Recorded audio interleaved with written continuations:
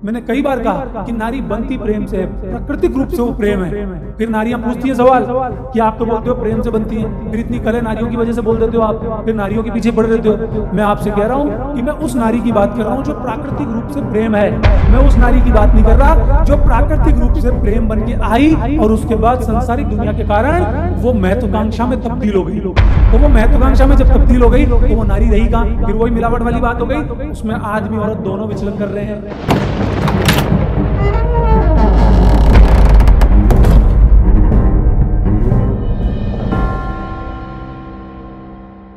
वैसे तो प्रकृति ने हर व्यक्ति को बिल्कुल अलग बनाया है, हम किसी में कंपैरिजन कर ही नहीं सकते।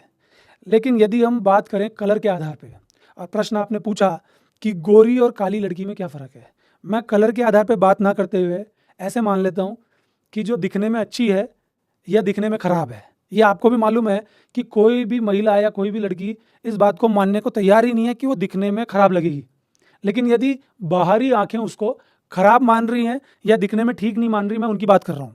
बचपन से जो लड़की ठीक दिख रही है, अगर वो रोड पे जा रही है तो लोग उसको देख रहे हैं, बार बार वो ये महसूस कर रही है कि आखिर मुझे देखा क्यों जा रहा है। उसके घर परिवार में उसको तवज्जो मिल रही है, उसके दिमाग में यही चल रहा है कि आखिर में मुझे तवज्जो क्यों मिल रही है। फिर एक दिन उसको समझ में आ जाता है कि मेरी बॉडी ऐसी है, मेरा कलर ऐसा है, मेरी चेहरे की बनावट ऐसी है, इसलिए लोग आकर्षित होते हैं। अब पूरा जीवन केंद्रित हो गया उसका उसकी शक्ल पे।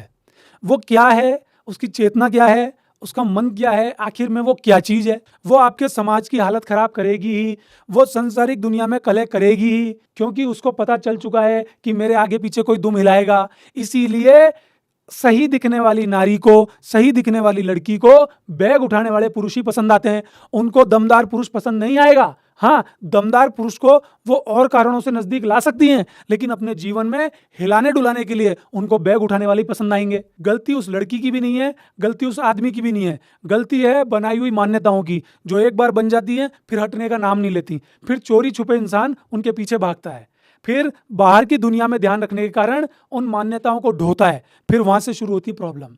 आदमी की हालत तो ये हो चुकी है क्योंकि सारे नियम उसके विरोध में हैं, जो कि नारी को भी पता है, एक छोटी सी लड़की को भी पता है कि थोड़ा सा मेरे साथ कोई प्रॉब्लम खड़ी होगी तो या तो मैं चिल्लाऊंगी या फिर मैं रोऊंगी। बीच का रास्ता है नहीं, सहज भाव है नहीं। या तो वो चिल्ला के अपनी बात मनवाएगी, तीखी आवाज निकालेगी, बहुत इतना ज्यादा प्रॉब्लम खड़ी कर देगी आदमी के जीवन में कि आदमी हाथ जोड़ने को तैयार हो जाएगा, या फिर वो इतना ज्यादा रोने लगेगी, इतना ज्यादा रोने लगेगी और इतनी भावुक हो जाएगी कि दुनिया में मेरे से बढ़िया तो कोई है ही नहीं। अगर आप ये सोच रहे हैं कि रो के वो असहाय हो जाती है, नहीं, वो वहां पर भी अटैक ही करती है। रोना भी उसका अटैक ही है कि मेरी बात चुपचाप मान ले, मेरी बात समझ जा, नहीं तो नियम मेरे पक्ष में, ध्यान रखना। क्यों? क्योंकि जब वो छोटी होगी तब स्कूल में समस्या खड़ी हो जाएगी, उसके दिमाग में ये चीज इतनी असर कर जाएगी कि साहब यहाँ पे भी मुझे पूछा जा रहा है, हर लड़का मेरी तरफ ही है, टीचर भी मुझे कोई कुछ नहीं कहता। क्यों? क्योंकि मैं दिखने में बहुत शानदार हूं। वो हर किसी को आकर्षित करेगी। जब वो बड़ी हो जाएगी, किसी जॉब में जाएगी, तो बॉस भी उसी को लगाएगा, बॉस भी ये कहेगा कि तुम बहुत अच्छी हो। किस बात से अच्छी हो? जब उसकी सुंदर दिखने की तलवार ही इतनी चमक चुकी है तो फिर वो और चीजों पे क्यों काम करेगी? फिर समाज में गड़बड़ होती है, फिर आप क्यों चिल्लाते हो? उसकी तलवार इतनी शार्प हो गई है कि इस तलवार से वो किसी को नहीं छोड़ेगी, क्योंकि उसको पता है कि सारे नियम उसके पक्ष में हैं। इन सब बातों से लड़की को, महिला को ऐसा लगता है कि जो ये नियम बने ये हमारे पक्ष में बने, इनसे हमारा भला होता है। मैं कह रहा हूं इनसे भला नहीं होता, इनसे पूरा नारीत्व ही खत्म हो जाता है। इन नियमों से नारी नारी रही कहां, लड़की लड़की रही कहां? पूरा समय उसकी जो जिंदगी है वो बाहर की तरफ, वो बनी प्रेम से है। मैंने कई बार कहा कि नारी बनती प्रेम से है, प्राकृतिक रूप से वो प्रेम है। फिर नारियां पूछती हैं सवाल कि आप तो बोलते हो प्रेम से बनती हैं, फिर इतनी कले नारियों की वजह से बोल देते हो आप, फिर नारियों के पीछे पड़ रहते हो। मैं आपसे कह रहा हूं कि मैं उस नारी की बात कर रहा हूं जो प्राकृतिक रूप से प्रेम है। मैं उस नारी की बात नहीं कर रहा जो प्राकृतिक रूप से प्रेम बन के आई और उसके बाद संसारिक दुनिया के कारण वो महत्वाकांक्षा में तब्दील हो गई। तो वो महत्वाकांक्षा में जब तब्दील हो गई तो वो नारी रही कहां? फिर वही मिलावट वाली बात हो गई, उसमें आदमी औरत दोनों विचलन कर रहे हैं। तो उसमें नारी तो है, लड़की तो है, लेकिन वो क्या कर रही है कि मेरी बात सुनो, मैं दादागिरी करूंगी, मैं इल्जाम लगाऊंगी, मैं जो चाहूंगी वो होगा।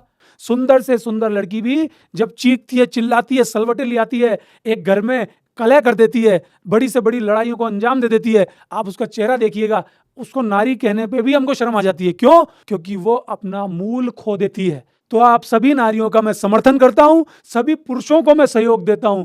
आप दोनों ही इस संसारिक दुनिया का मूल हैं, आप एक दूसरे के पूरक हैं। आप एक दूसरे के साथ इस सांसारिक दुनिया में भी अपनी बुद्धि, अपनी चेतना के आधार पर रहिए। समाज के द्वारा जो भी नियम बना दिए गए हैं उनको समझने की कोशिश कीजिए। मैं आपसे वादा करता हूं, यदि आपको मेरी बात समझ में आई होगी तो आपको ये बात आपकी आनंदमयी यात्रा के नजदीक जरूर ले जाएगी।